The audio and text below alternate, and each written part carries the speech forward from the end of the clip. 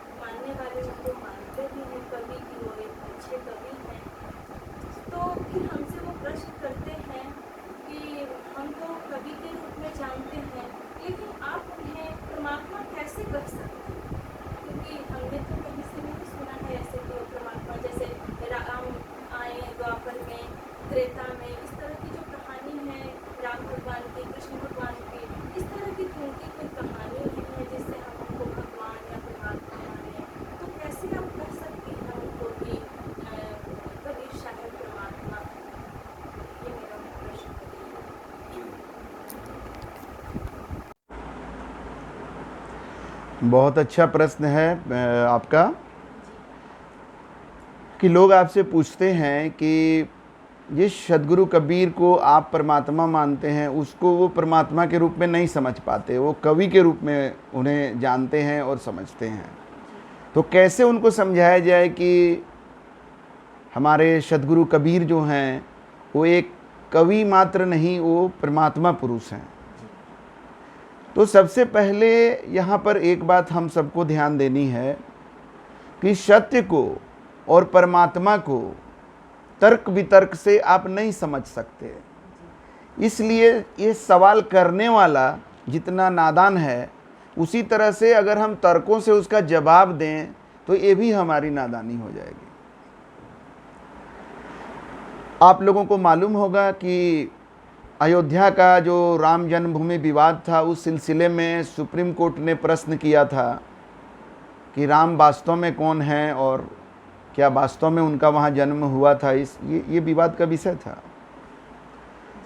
तो उसमें उस समय की सरकार के द्वारा ऐसा बताया जाता है कि ये भी बता दिया गया था कोर्ट में कि राम एक काल्पनिक जो है पात्र हैं। और सच कहिए तो राम की महिमा और राम को भगवान के रूप में समझ पाना ये बिना गुरु के संभव ही नहीं है। अब जो हिंदू परिवार में जन्म लेता है, अगर उसके माता पिता राम को भगवान मानते हैं तो धीरे धीरे वो इस तरह का संस्कार में अपने बच्चों को ढालते चले जाते हैं कि वो बड़ा होता है तो भगवान राम के बारे में बहुत सारा चमत्कार वो अपने माता पिता से सुन चुका होता है। अपने माता पिता की श्रद्धा भगवान राम के प्रति देख चुका होता है, तो भगवान राम को भगवान मानने लगता है। अब उसको कोई तर्क से आप ये समझा भी नहीं सकते कि वो भगवान नहीं है। और एक मुसलमान परिवार में जो जन्म लेता है और उसको एक मुस्लिम संस्कार जब दिया जाता है जिसमें मोहम्मद पैगंबर के बारे में उसको चमत्कार बताया जाता है और भगवान राम के बारे में न जाने किस किस तरह की बातें बताई जाती हैं, तो उसको आप नहीं समझा पाते हैं कि भगवान राम जो हैं भगवान कैसे हैं। तो समझता है आदमी, हिंदू समझता है कि मोहम्मद पैगंबर जो है ये मुसलमानों का भगवान है, और मुसलमान जो आम जो संस्कृति में पला बड़ा होता है वो समझ लेता है कि हिंदुओं का भगवान जो है भगवान राम है, वो हम लोग का भगवान नहीं है। तो क्या भगवान दो हो सकते हैं क्या? नहीं। तो ये कहाँ से आया? ये माता पिता भी एक गुरु के रूप होते हैं, और गुरु रूप में माता पिता जो दोनों के अंदर संस्कार डाले उसी का ये नतीजा है। तो आज भगवान राम को भगवान के रूप में हम तब वास्तव में समझ पाए जब हमारे जीवन में हमारे गुरुदेव मिले। और सद्गुरु कबीर को तो हम भी कवि ही समझते थे, लेकिन हमारे जीवन में जब हमारे सद्गुरु मिले तो उन्होंने हमें वो दर्शन कराया जिससे आज मेरा रोम रोम जानता है कि सद्गुरु कबीर जो हैं वो परमात्मा पुरुष हैं। उस सत्यलोक से जीवों को मुक्ति का मार्ग बताने के लिए इस धरती पर आए और कमल के फूल पर अवतरित हुए। और नीरू और नीमा जो है उनको पिछले जन्म का आशीर्वाद था, परमात्मा पुरुष बच्चे के रूप में उनको मिलने वाले थे, वो आशीर्वाद उनको था पिछले जन्मों का, जिसके तहत नीरू और नीमा को वो दर्शन हुआ। और नीरू और नीमा मुसलमान परिवार के थे, मुस्लिम थे, और नीरू और नीमा मुस्लिम इसलिए थे क्योंकि उसके पिछले जन्म में भी उनको परमात्मा जो है बच्चे के रूप में मिलने वाले थे, लेकिन उन्होंने एक मुसलमान का अनादर किया था जुलाहा कह करके, जिसके चलते परमात्मा के नियमानुसार आप अगर किसी का अनादर करते हैं तो आपको भी उसका फल मिलेगा। तो चूंकि वो मुसलमान कह के अनादर किए थे, जुलाहा कह के अनादर किए थे, इसीलिए नीरू और नीमा जुलाहा बन करके ही दूसरे जन्म में आए, और उनको आशीर्वाद के तहत कबीर साहब परमात्मा पुरुष जो है बच्चे के रूप में उनको मिले।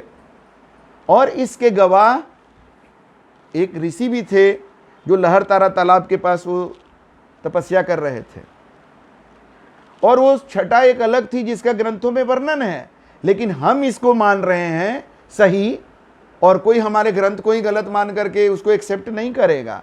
लेकिन शायद हमको भी वो ग्रंथ पढ़ाया जाता बिना गुरु के, तो हम भी नहीं मानते। तो बिना गुरु के न ज्ञान होने वाला है, न परमात्मा का दर्शन होने वाला है। इसलिए जब भी कोई इस तरह का सवाल करे तो आप उससे सवाल करिए कि आपके गुरु कौन हैं। इस तरह का सवाल एक निगुरा ही कर सकता है।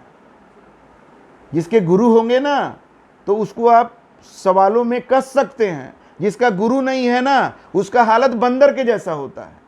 एक सवाल करिएगा तो कभी इस डाल पर रहेगा, कभी इस डाल से कूद करके उस डाल पर चला जाएगा, कभी वो हिंदू बन जाएगा, कभी वो मानवतावादी बन जाएगा, कभी वो इस्लाम और क्रिश्चियनिटी की बात करने लगेगा।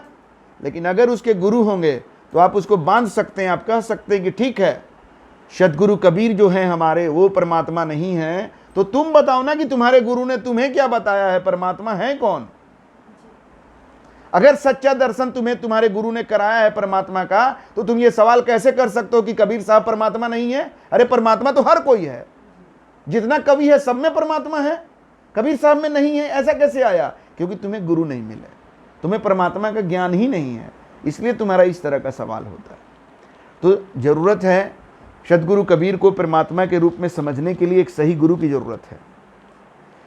सद्गुरु कबीर सदा के गुरु हैं, वो अनादि पुरुष हैं, सत्य पुरुष के दूसरे रूप हैं, वो सत्य पुरुष के ज्ञानी अंश हैं। वो उन्हीं के रूप में सत्य पुरुष अपना परिचय देते हैं, अपने बारे में दर्शन कराते हैं। गुरु और परमात्मा अलग अलग नहीं होते, एक ही सिक्के के दो पहलू होते हैं। तो वो सदा के गुरु हैं, लेकिन वर्तमान में उनके बारे में बताने वाले को सतगुरु कहते हैं। तो जब तक सतगुरु नहीं मिलेगा तब तक सदगुरु को नहीं जान पाओगे। तो हमें सतगुरु मिले जिन्होंने सतगुरु के बारे में बताया कि आज अटल 42 वंश जो है वो परमात्मा वहाँ अटल 42 वंश में प्रकट हैं, और वो अटल 42 वंश जो है सदगुरु कबीर साहब का ही आशीर्वाद वंश है। उस अटल 42 वंश में स्वयं सदगुरु कबीर ही प्रकट हैं, लेकिन गुरु के रूप में नहीं, परमात्मा के रूप में प्रकट हैं। हमने कहा ना, गुरु और परमात्मा एक ही सिक्के के दो पहलू हैं। एक तरफ करेंगे तो हेड है और एक तरफ करेंगे तो टेल है, एक तरफ परमात्मा और एक तरफ गुरु। तो सदगुरु कबीर ने जब अपना करवट बदला अटल 42 वंश के रूप में, तो परमात्मा के रूप में आज वो प्रकट हैं। और आज उस वंश 42 के बारे में सच्चा दर्शन कराने वाला जो संत है वही सतगुरु है, जो आपको दर्शन करा सकता है अटल 42 वंश के रूप में परमात्मा का, और वही सदगुरु कबीर भी है। लेकिन वह जो सदगुरु के रूप में नहीं है, परमात्मा के रूप में है, और सतगुरु के रूप में वो परिचय करा रहे हैं, परमात्मा का भी और सदगुरु कबीर का भी। तो सदा के गुरु हैं, उनका वर्तमान दर्शन कराने वाले को सतगुरु कहते हैं। शाहे बंदगी। अगला प्रश्न कर सकते हैं।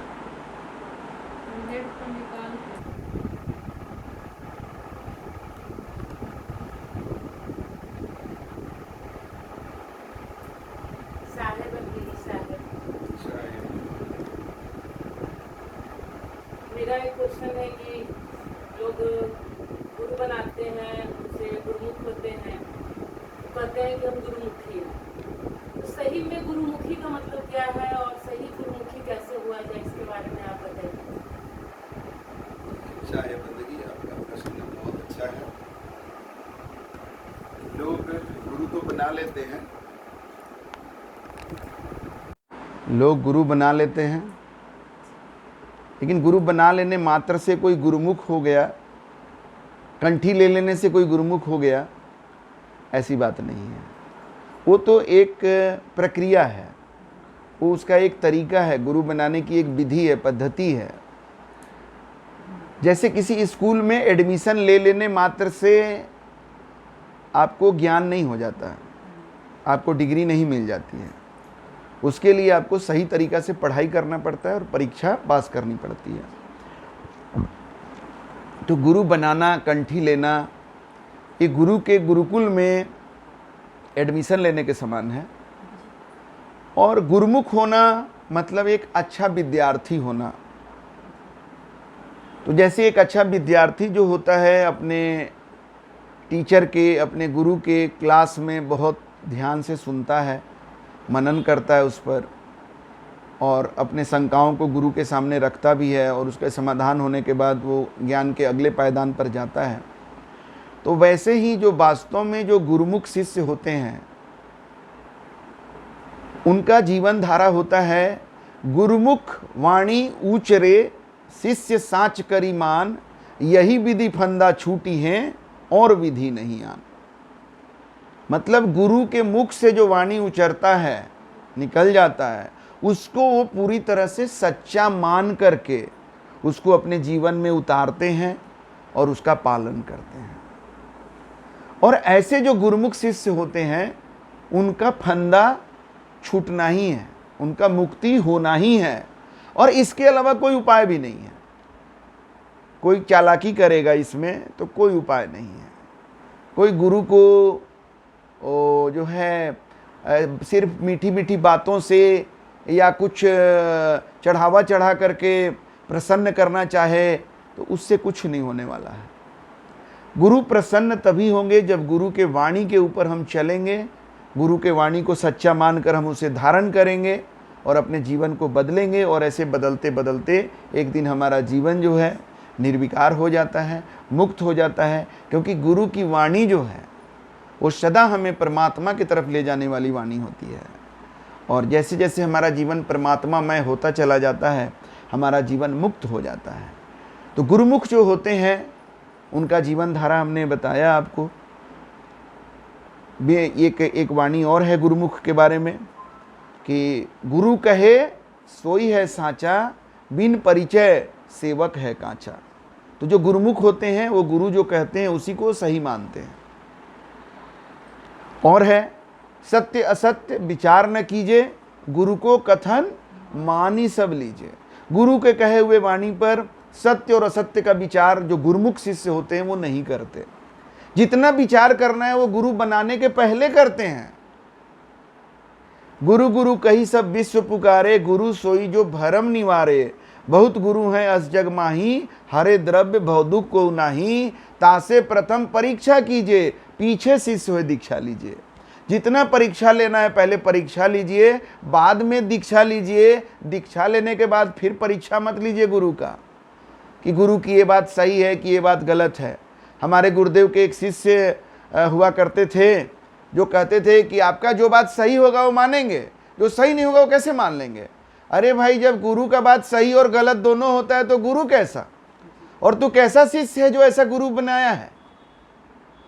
और तुम गुरु के बात पर सही और गलत का विचार करने वाला कैसा है। तुम्हारा ज्ञान गुरु से भी बड़ा है इसका मतलब। तो गुरु से बड़ा बन करके आप गुरु से कैसे ज्ञान ले सकते हैं, उनसे आशीर्वाद कैसे मिल सकता है आपको। आप तो गुरु से भी बड़े हो गए कि आप गुरु के वाणी वचनों पर भी विचार करते हैं कि ये सही है कि गलत है। तो जब तक आपने गुरु नहीं बनाया है तब तक आपको अधिकार ही नहीं, आपका वो कर्तव्य कहिए या वो तरीका है कि आप जानिए समझिए, जान समझ करके गुरु बनाइए। लेकिन वंस यू आप लॉक कर देते हैं कि नहीं अब ये हमारे गुरु हैं, तो उसके बाद अगर आप फिर उनके वाणी पर हर बार विचार करिएगा तो आप कहीं नहीं पहुंच सकेंगे। तो गुरुमुख होना ये बात हुई, और गुरु बना लेना, कंठी धारण कर लेना एक और बात हुई। शाहे बंदगी शाहे।